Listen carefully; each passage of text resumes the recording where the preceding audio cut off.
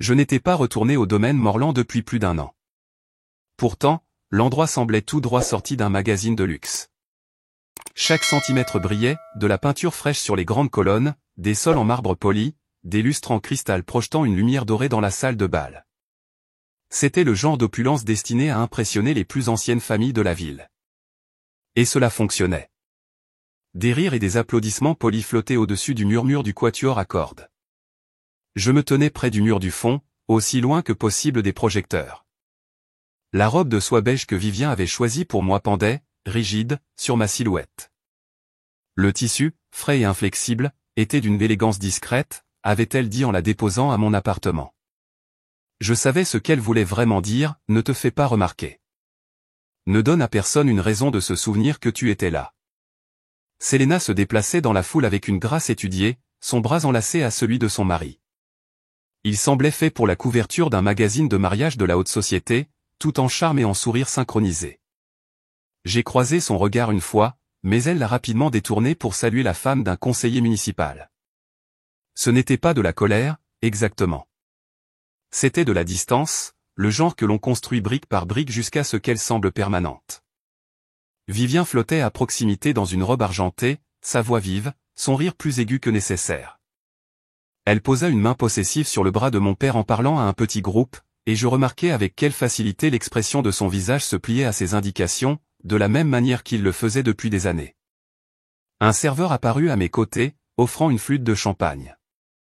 Je la pris sans réfléchir, bien que je n'ai à peine touché à l'alcool depuis des mois. Le verre était froid contre mes doigts, le liquide or pâle captant la lumière comme s'il avait plus sa place ici que moi.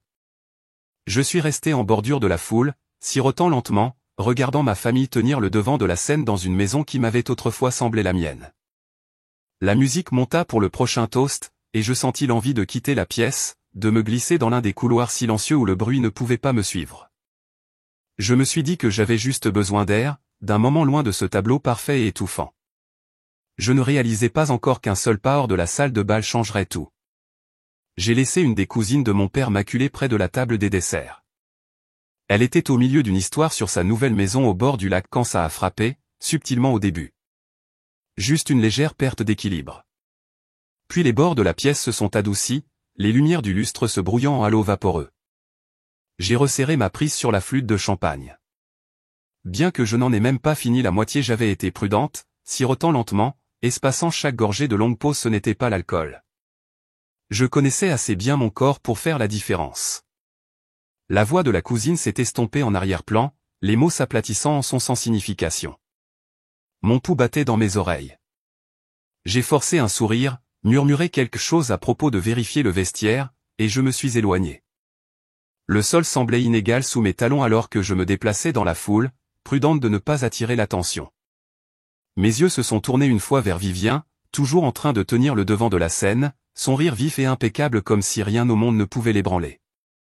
J'ai posé le verre sur le plateau d'un serveur qui passait. La tige a glissé de mes doigts plus facilement qu'elle n'aurait dû. L'air frais du couloir au-delà de la salle de bal a effleuré ma peau, et je l'ai suivi comme une bouée de sauvetage. Le bruit s'est estompé à chaque pas dans le couloir arrière. Ma respiration a ralenti, bien que l'étrange brouillard dans ma tête persistât. Je me suis dit que ce n'était rien, un déjeuner sauté, la chaleur de la foule. Mais la pensée n'a pas fait son chemin. Cette dernière gorgée avait un goût légèrement amer, presque métallique. J'ai atteint le bout du couloir, une main contre le mur pour l'équilibre, essayant de me stabiliser avant que quelqu'un ne me voie. Les portes de la cuisine s'ouvrirent juste devant, libérant une rafale de vaisselle qui s'entrechoquait l'odeur de beurre et d'herbe. Je me suis avancé vers elle, espérant une chaise, peut-être un verre d'eau. Au lieu de cela, quelqu'un m'attendait. Le cliquetis des casseroles et le faible bourdonnement des conversations de cuisine remplissaient l'espace, un contraste frappant avec l'élégance soignée de la salle de bal. J'ai à peine eu le temps de balayer la pièce du regard avant qu'un homme ne s'éloigne d'une pile de linge plié et ne vienne vers moi. Il était grand, large d'épaules, avec des yeux perçants qui ont capté et retenu les miens. Sa voix était posée, basse pour ne pas être entendue. « Selena Morland ?» J'ai hésité. « Oui. »« Je suis Léon Weller », a-t-il dit. « La sécurité pour le lieu ce soir, mais il y a des années, je travaillais pour Morland & Associates, le cabinet de votre mère. » quelque chose s'est resserré dans ma poitrine à la mention de ma mère. Mais avant que je puisse demander, il s'est légèrement penché, le poids de ses mots délibérés. Vivien a mis quelque chose dans votre verre. Je l'ai vu. Je l'ai regardé fixement, le bruit de la cuisine s'atténuant en un bourdonnement. Quoi? Elle a sorti une petite capsule de sa pochette, l'a laissée tomber dedans, a remué une fois, et elle s'est dissoute. On aurait dit que rien ne s'était passé, mais je suis dans ce métier depuis assez longtemps pour savoir ce que j'ai vu. Mon pouls s'est accéléré. Vous en êtes sûr? Je ne serais pas là si je ne l'étais pas, a-t-il dit. Puis, comme s'il sentait mon instinct de fuir, il a sorti une carte de visite de sa poche. Si vous le pouvez, échangez les verres. Faites comme si c'était un accident, mais ne buvez plus dans le vôtre. Quoi qu'il y ait dedans, ce n'est pas pour célébrer. J'ai pris la carte. Les lettres en relief semblaient plus lourdes que du papier ne devrait l'être. Pourquoi me dites-vous cela? Parce que je connaissais votre mère, a-t-il dit simplement, et elle voudrait que quelqu'un veille sur vous. Il n'a pas attendu que je réponde, a juste fait un bref signe de tête et s'est dirigé vers le couloir de service, disparaissant dans le bourdonnement de la cuisine. Je suis resté là, serrant la carte, mon esprit un nœud d'incrédulité et de clarté. Les mots de Léon avaient dépouillé la fête de son faux-semblant. Quelque part dans cette salle de bal scintillante, ma belle-mère souriait, certaine d'avoir déjà gagné. Je me suis tourné vers la porte, prête à retrouver mon chemin. Le bruit de la salle de bal m'a frappé comme une vague lorsque je suis repassé par les portes doubles. Pendant un instant, cela m'a semblé irréel. Des gens qui rient, des verres en cristal qui captent la lumière, la musique douce du quatuor enveloppant le tout dans un cadre parfait. J'ai resserré ma prise sur la carte de Léon dans ma paume avant de la glisser dans ma pochette. Vivien se tenait de l'autre côté de la pièce, son profil tourné vers un photographe. Elle a incliné la tête juste assez pour montrer les boucles d'oreilles en argent assorties à sa robe, ses lèvres entr'ouvertes dans un rire étudié. Mon père planait à côté d'elle, rayonnant de quelque chose que l'homme derrière l'appareil photo avait dit. Mon regard est tombé sur la table devant eux. 2 flûtes de champagne étaient posées côte à côte, les tiges captant la lumière. Elles étaient presque identiques, jusqu'aux fines bulles qui s'accrochaient au verre. Ma propre flûte, celle dont Léon m'avait averti, attendait innocemment près de ma chaise. Le chemin entre nous semblait incroyablement long, mais la foule me couvrait des serveurs se déplaçant avec des plateaux, des invités changeant de conversation. J'ai atteint ma table comme si je revenais simplement des toilettes, me glissant en place sans pause. Vivien riait toujours, se penchant vers le photographe. Je me suis relevé presque immédiatement, soulevant les 2 verres d'un mouvement fluide comme si je ne me souvenais plus lequel était le mien. Mon cœur battait la chamade dans mes oreilles. J'en ai posé un devant mon siège, celui que j'avais pris de la place de Vivien, et j'ai porté l'autre à ses côtés. Tenez, ai-je dit d'un ton léger, en le plaçant devant elle. Elle ne m'a même pas jeté un regard, a juste murmuré un merci distrait avant de se retourner vers l'objectif. Je suis retourné à mon siège, posant mes mains nonchalamment sur mes genoux. Extérieurement, j'étais calme, posé, une autre invitée profitant de la soirée. À l'intérieur, mon pouls était un battement de tambour, chaque coup comptant à rebours jusqu'à ce qui allait se passer ensuite. J'ai levé mon regard vers la table d'honneur juste au moment où mon père se levait, tapotant son verre pour attirer l'attention. Le tintement des verres s'est propagé dans la pièce alors que mon père se levait, sa main reposant sur le dossier de la chaise de Vivien. Sa voix portait avec l'autorité facile d'un homme habitué à l'attention. Il a parlé d'amour, de loyauté et d'héritage, tissant des phrases qu'il avait utilisées à chaque célébration d'anniversaire dont je pouvais me souvenir. Vivien était assise à côté de lui, sa posture parfaite, son sourire figé. Puis, presque délibérément, elle a tendu la main vers la flûte de champagne que j'avais placée devant elle. Elle l'a soulevée avec l'assurance de quelqu'un sur le point de sceller une performance, son regard balayant la pièce avant de se poser sur moi. Ce fut le plus petit scintillement d'un sourire confiant, certain qui passa sur son visage avant qu'elle n'incline la tête et ne boive. J'ai soutenu son regard, sans ciller. Le toast a continué, les applaudissements commençant dans la pièce, mais quelque chose dans l'expression de Vivien a changé. Son sourire a tressailli, puis s'est figé. La main qui tenait le verre a tremblé légèrement avant que la tige ne glisse de sa prise. Il a heurté le sol et s'est brisé, envoyant du liquide doré sur le parquet. Elle a chancelé une fois, comme si la pièce avait basculé sous elle, et la main de mon père s'est précipitée vers son épaule, mais il n'a pas pu la stabiliser. Elle s'est effondrée. La chute n'a pas été gracieuse. Ses genoux ont heurté le sol en premier, puis son côté, et elle a atterri en un tas, sa respiration courte et superficielle. La pièce a éclaté. Selena a bousculé une table d'invités, sa robe s'accrochant à un pied de chaise. Des serveurs ont trébuché avec des plateaux. Des couverts ont cliqueté. Quelqu'un a crié pour une ambulance. Un chœur de voix s'est élevé, toutes empreintes de confusion et d'alarme. Je suis resté assise sur ma chaise, mes mains sagement croisées sur mes genoux. Mon pouls était régulier maintenant. Je savais exactement ce qui venait de se passer. Ce verre m'était destiné. Et maintenant, sous les lumières vives de la salle de bal, devant plus de 100 témoins, c'était Vivien qui haletait. Mon père s'est agenouillé à côté d'elle, l'appelant par son nom, sa voix se brisant. Selena planait à proximité, pressant une serviette dans la main de Vivien, même si c'était inutile contre ce qui était dans son système. Le son des sirènes s'est fait plus fort à l'extérieur, un gémissement aigu qui a percé le chaos. Des lumières rouges et bleues ont commencé à clignoter contre les hautes fenêtres à l'approche des ambulanciers. La police est arrivée avant que le dernier éclat de verre ne soit balayé du sol. Des officiers en uniforme se sont déplacés dans la foule, guidant les invités vers le foyer pour prendre leur déposition. Je suis resté où j'étais jusqu'à ce qu'une femme en blazer sombre s'approche, son badge captant la lumière. « Inspectrice Marakine », a-t-elle dit, d'un ton mesuré. Elle s'est assise en face de moi, ouvrant un petit carnet. Ses yeux se sont attardés une seconde de trop sur mon visage, comme si elle cherchait quelque chose. « Vous n'avez pas l'air ébranlé », a-t-elle observé. « Je traite les choses différemment », ai-je répondu, en gardant ma voix égale. Elle m'a demandé où j'étais assise, à quelle distance de Vivien, si j'avais remarqué quelque chose d'inhabituel. J'ai répondu avec précaution, sans rien proposer ni nier. Quand elle m'a remercié et est passée à autre chose, je pouvais sentir qu'elle me regardait même en parlant à l'invité suivant. Le lendemain matin, mon téléphone a sonné. Le numéro était masqué. « Ici l'inspectrice Keane », a dit la voix. « Nous aimerions que vous veniez au poste. » Les murs étaient de la couleur du sable humide, l'air légèrement métallique. Keane était assise en face de moi avec un dossier fermé entre ses mains. « Nous avons reçu le rapport toxicologique », a-t-elle commencé. Scopolamine.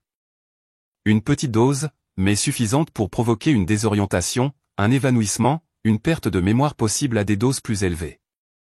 Pire. J'ai rencontré son regard. Je le crois. Son sourcil s'est levé. Vous le croyez? Oui, parce que j'étais censé boire ce verre. La pièce a semblé s'arrêter. Expliquez, a-t-elle dit. Je lui ai parlé de Léon Weller, de l'avertissement dans la cuisine, et de la façon dont j'avais échangé les verres. Je n'ai pas enjolivé les choses. J'ai laissé les faits parler d'eux-mêmes. Elle a écouté sans interruption, son expression illisible. C'est une accusation sérieuse, a-t-elle dit finalement. Si c'est vrai, ça change tout. Je me suis adossé à la chaise. C'est vrai. Ses doigts ont tapoté le dossier une fois, puis se sont immobilisés. Alors nous aurons besoin de plus que votre parole. Je savais déjà où je l'obtiendrais. 2 mois avant la fête d'anniversaire, une enveloppe est arrivée à mon appartement. L'adresse de l'expéditeur provenait d'un vieil immeuble en briques du centre-ville de Savannah, le cabinet d'avocat de ma mère.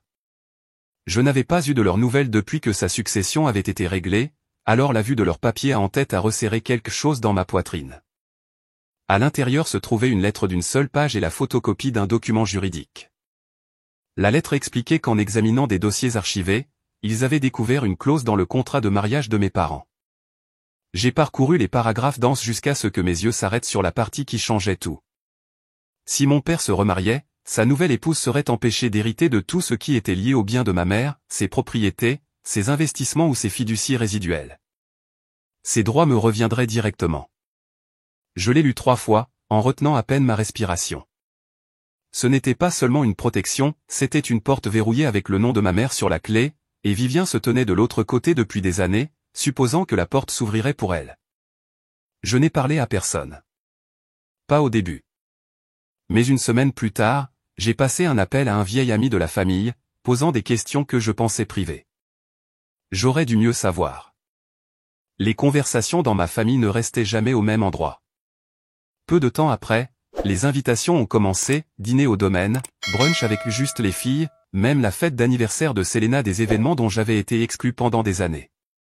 Vivien a commencé à complimenter mes vêtements, mes cheveux, mon assurance. C'était trop soudain et trop manifestement répété. Elle ne s'était pas adoucie envers moi, elle avait ajusté sa visée. Le soir de la fête, quand elle m'a tendu cette robe beige, elle souriait comme si elle avait finalement décidé de me laisser entrer. Mais la vérité était plus tranchante que cela. Vivien n'ouvrait pas une porte, elle construisait un piège. Et au moment où j'ai vu ce que c'était, j'étais déjà au milieu. Vivien n'a pas perdu de temps. 3 jours après la fête, un blog de style de vie local a publié une interview exclusive avec elle. Le titre la qualifiait de pilier de la communauté qui avait été prise pour cible par sa belle-fille troublée. L'article la citait longuement, comment elle avait souffert d'un épisode médical effrayant, comment elle avait toujours essayé de m'accueillir malgré mon ressentiment envers son mariage avec mon père. Elle n'a jamais mentionné le rapport toxicologique. Elle n'a jamais mentionné Léon. Et elle n'a certainement pas mentionné la clause du contrat de mariage. Les commentaires étaient brutaux. Des gens qui ne m'avaient jamais rencontré ont rempli le fil de diagnostic de salon, m'accusant de jalousie, d'avidité et pire encore. C'était le genre de récit public dans lequel Vivien excellait, poli, émotionnel, juste assez crédible pour les gens qui voulaient un méchant. Ce soir-là, mon téléphone a sonné. Le nom de Léon a illuminé l'écran. J'ai quelque chose, a-t-il dit sans préambule. J'ai récupéré les images de la cuisine des archives de sécurité avant qu'elles ne puissent être effacées. Moins d'1 heure plus tard, il était à mon appartement avec une clé USB.